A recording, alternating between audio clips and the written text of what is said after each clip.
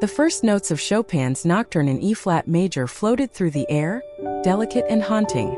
Sophia's fingers danced across the keys, her eyes closed as she lost herself in the music. At 24, she was the youngest member of the city's prestigious symphony orchestra, her talent undeniable but her confidence still fragile. As the final chords faded away, a single pair of hands began to applaud. Sophia's eyes snapped open, embarrassment flooding her cheeks as she realized she wasn't alone in the practice room. "Bravo," said a deep voice from the doorway. "Absolutely exquisite." Sophia turned to see an older man leaning against the frame, his silver hair neatly combed back, his eyes twinkling with appreciation. She recognized him immediately: Marcus Blackwood, the renowned conductor who would be leading the orchestra this season. "Mr. Blackwood," she stammered, quickly standing and smoothing her skirt. "I'm so sorry, I didn't realize anyone was listening. I should have asked permission to use the practice room." Marcus waved away her apology, stepping into the room. "Please call me Marcus. And never apologize for making such beautiful music, my dear. You must be Sophia-chan, our new second-chair pianist." Sophia nodded, still flustered by his presence. At 58, Marcus Blackwood was a legend in the classical music world. His interpretations of the great composers hailed as nothing short of genius. Being in the same room with him, let alone having him compliment her playing, was overwhelming. "You have a remarkable touch," Marcus continued, moving closer to the piano. "So much emotion, such delicacy. But if I may..." He hesitated, looking at her questioningly. "Would you mind if I made a small suggestion?" "Of course not," Sophia said quickly, eager to learn from a master. Marcus sat down at the piano, his large frame dwarfing the bench that had seemed perfectly sized for Sophia. "In the third movement," he explained, "try this." His hands moved across the keys, and the same passage Sophia had just played came to life in a subtly different way. The phrasing altered ever so slightly to bring out a depth of emotion she hadn't known was there. Sophia watched in awe, drinking in every nuance of his performance. When he finished, Marcus looked up at her with a smile. "Would you like to try?" Nodding, Sophia sat beside him on the bench, acutely aware of his presence as she positioned her hands on the keys. She began to play, attempting to mimic what she'd just heard. It wasn't quite right, and she frowned in frustration. "Here," Marcus said softly. He placed his hands over hers, gently guiding her fingers. "Feel the music, don't just play it. Let it flow through you." A shiver ran down Sophia's spine at his touch. She closed her eyes, allowing herself to be guided by his hands and the swell of the music. When the passage ended, she opened her eyes to find Marcus watching her intently, an unreadable expression on his face. "Beautiful," he murmured, and Sophia wasn't sure if he meant the music or something else entirely. The moment stretched between them, charged with an energy neither had anticipated. Then, as if suddenly becoming aware of their proximity, Marcus cleared his throat and stood up. "You have a rare gift, Sophia," he said, his tone becoming more professional. "I look forward to working with you this season." As he left the practice room, Sophia remained seated at the piano, her heart racing. She told herself it was just the excitement of meeting her musical idol, of receiving his praise. But deep down she knew it was something more. Over the next few weeks, Sophia threw herself into rehearsals with a passion that surprised even her. She had always been dedicated to her craft, but now she found herself practicing late into the night, striving for a perfection she wasn't sure was attainable. Marcus was an exacting conductor, demanding the best from every member of the orchestra. But Sophia noticed that his critiques of her playing were always delivered with a gentleness he didn't show the others. Sometimes she would look up from her sheet music to find his eyes on her, a warmth in his gaze that made her breath catch. They began to spend time together outside of rehearsals, initially under the guise of additional coaching. Marcus would invite Sophia to his home, a beautiful brownstone filled with books and art. They would sit at his grand piano, working through difficult passages, their shoulders brushing as they played duets. But inevitably, the music would give way to conversation. Sophia found herself opening up to Marcus in a way she never had with anyone else.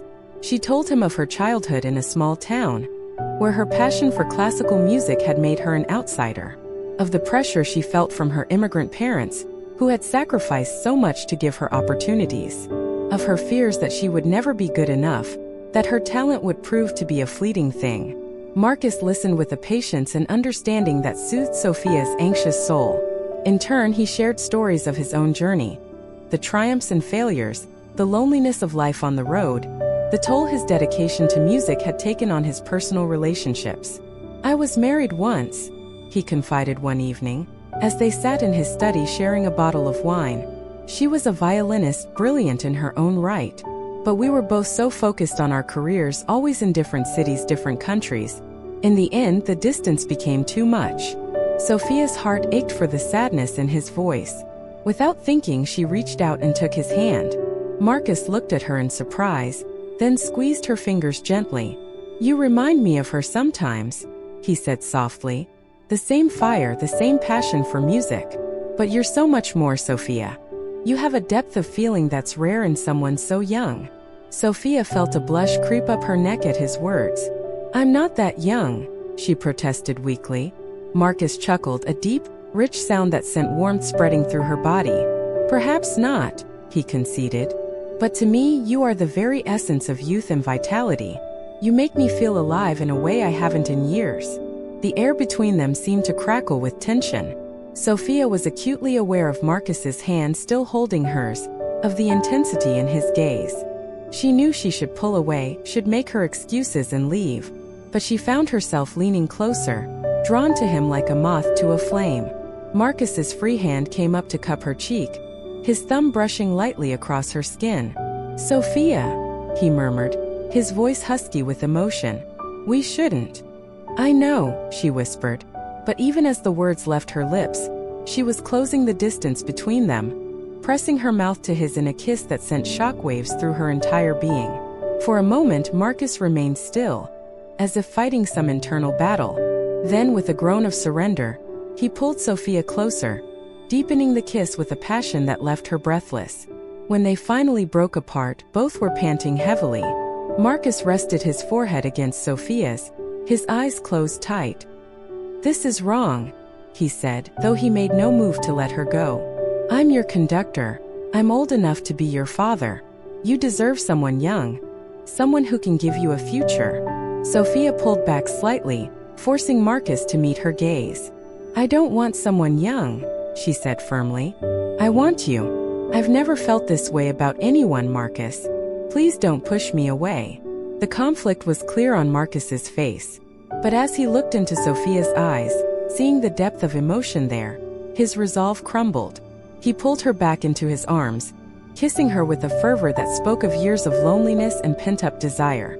From that night on, everything changed. Sophia and Marcus embarked on a relationship that was as intense as it was secret. They stole moments together whenever they could, lingering touches during rehearsals, heated glances across crowded rooms, passionate encounters in the safety of Marcus's home. But with the joy of their connection came a constant undercurrent of anxiety. They both knew the risks they were taking. If their relationship was discovered, it could mean the end of both their careers.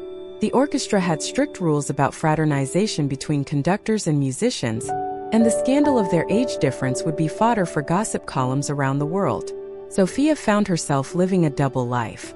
To her colleagues in the orchestra, she was still the shy, dedicated pianist focused solely on her music. To her family and friends, she deflected questions about her love life, making excuses for her frequent absences and distracted behavior. Only when she was with Marcus could she truly be herself. In his arms, she felt seen and understood in a way she never had before. He challenged her musically, pushing her to reach new heights in her playing. But more than that, he nurtured her spirit, helping her to believe in herself and her talents. For Marcus, Sophia was a revelation. Her youth and vitality awakened parts of him he'd thought long dormant. He found himself looking at the world with fresh eyes, rediscovering the joy and wonder in things he'd begun to take for granted. Her love of music rekindled his own passion, inspiring him to take risks in his conducting that thrilled audiences and critics alike. But as the months passed, the strain of their secret began to take its toll. Sophia hated lying to her parents, who couldn't understand why their once open daughter had become so evasive. Marcus struggled with guilt, questioning whether he was being selfish in pursuing a relationship with someone so much younger. The breaking point came on the night of the symphony's gala performance. Sophia had never played better, her solo bringing tears to the eyes of many in the audience.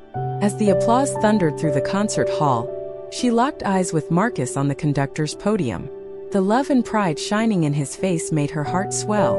At the after-party, they struggled to maintain their professional distance. But as the night wore on and the champagne flowed freely, their careful control began to slip. A lingering touch here, a private smile there, small things, but noticeable to anyone paying attention. And someone was paying attention. Rebecca, the orchestra's concertmaster and a woman who had made no secret of her interest in Marcus, watched the interactions between conductor and pianist with growing suspicion. As Sophia excused herself to get some air on the balcony, Rebecca followed.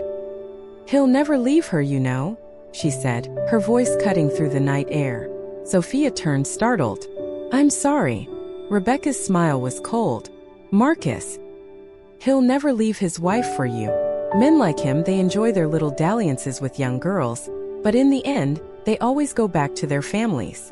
Confusion and horror washed over Sophia in equal measure. "Wife," she stammered. "I don't. Marcus isn't married." The look of malicious glee on Rebecca's face told Sophia she'd made a grave mistake. "Oh my," Rebecca purred. "You really didn't know, did you? How deliciously tragic." As Rebecca sauntered away, clearly pleased with the bomb she'd dropped, Sophia felt her world crumbling around her. It couldn't be true. Marcus had told her about his divorce, had shared so much of his life with her. He wouldn't have lied about something so fundamental, would he? Sophia made her way back inside on shaky legs, her eyes scanning the room for Marcus. She spotted him deep in conversation with an elegant older woman she'd never seen before. As she watched, the woman laid a familiar hand on Marcus's arm, leaning in to whisper something in his ear. The pieces fell into place with sickening clarity. This must be Marcus's wife. Not an ex, but a current spouse he'd never mentioned. Sophia felt bile rise in her throat as she realized the depth of the deception. Without a word to anyone, she fled the party, tears blurring her vision as she ran into the night. She ignored the buzzing of her phone, knowing it was Marcus trying to reach her. How could she have been so blind, so foolish? The next few days passed in a haze of pain and anger. Sophia ignored Marcus's calls and messages, each one twisting the knife deeper in her heart. She threw herself into her practice, using music as a shield against the torrent of emotions threatening to overwhelm her. When she could no longer avoid it, she met Marcus in his office at the Symphony Hall. The pain and regret on his face did nothing to soothe the ache in her chest. "Sophia," he began, reaching for her hand. She pulled away, wrapping her arms around herself. "Please let me explain." "Explain what?" she asked, her voice hollow. "How you lied to me. How you made me the other woman without my knowledge or consent." Marcus ran a hand through his hair, his composure cracking. "It's not that simple," he pleaded. "Yes, I'm still legally married. But Amanda and we've been separated for years. We only keep up appearances for the sake of our children, for my career. What I feel for you, Sophia, it's real. You have to believe that." Sophia laughed bitterly. "Believe you? How can I ever trust anything you say again? You let me fall in love with you, all the while knowing you could never truly be mine." The words hung in the air between them, the first time either had spoken of love out loud. Marcus's face crumpled. "I love you too," he said softly. "More than I ever thought possible. Please, Sophia, give me a chance to make this right." For a moment, Sophia wavered. The pull between them was still there, the connection that had drawn them together from the start. But the pain of betrayal was too fresh, the breach of trust too deep. "I can't," she said, her voice breaking. "I won't be part of this lie anymore. Goodbye, Marcus." As she walked out of his office, out of his life, Sophia felt as though she were leaving a part of herself behind. The music that had always been her solace now seemed tainted, every note a reminder of what she'd lost. In the months that followed, Sophia poured all her pain and anger into her playing. She took a leave of absence from the orchestra, unable to bear seeing Marcus every day. Instead, she threw herself into solo performances, her music taking on a depth and emotional resonance that stunned audiences and critics alike. Slowly, painfully, she began to heal. The ache of lost love never fully disappeared, but it became a part of her, informing her music and her understanding of the world. She learned to trust again, not just others but herself and her own judgment. When she finally returned to the orchestra, it was with a new sense of purpose and self-assurance. Marcus was still there, his eyes following her with a mixture of regret and lingering love. But Sophia held her head high, letting her music speak for her. As she took her place at the piano, fingers poised above the keys, Sophia realized that she didn't regret her time with Marcus. It had shaped her, both as a musician and as a woman. The pain of betrayal had forged her into someone stronger, more resilient. The first notes of Chopin's Nocturne in E-flat major filled the air, achingly beautiful in their simplicity. As Sophia played, she poured every ounce of her experience into the music, the joy, the passion, the heartbreak, and ultimately the healing. And as the final chords faded away, Sophia knew that she had found her true harmony, not in the arms of a lover, but in the music that had always been her first and truest love. The applause that erupted was deafening, but Sophia barely heard it. She was already looking ahead, to the next piece, the next performance, the next chapter of her life.